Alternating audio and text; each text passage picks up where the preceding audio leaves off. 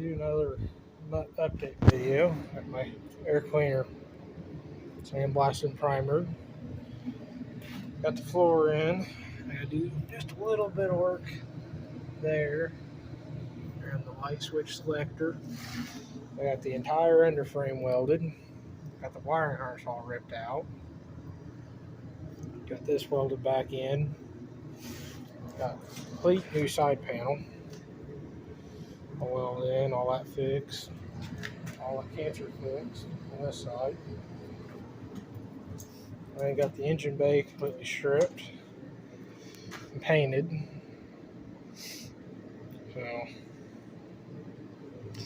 got blackout lights, some other stuff painted. So, getting ready to put the motor back in. Got to redo the motor and I'll have it put back in. So now both sides have patch panels front. I'll come back to this side. But the entire underframe has been welded. Took an entire 11-pound roll of wire and some more.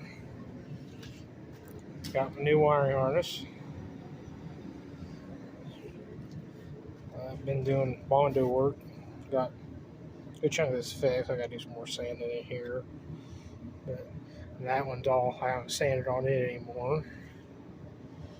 But welding holes up in the dash now.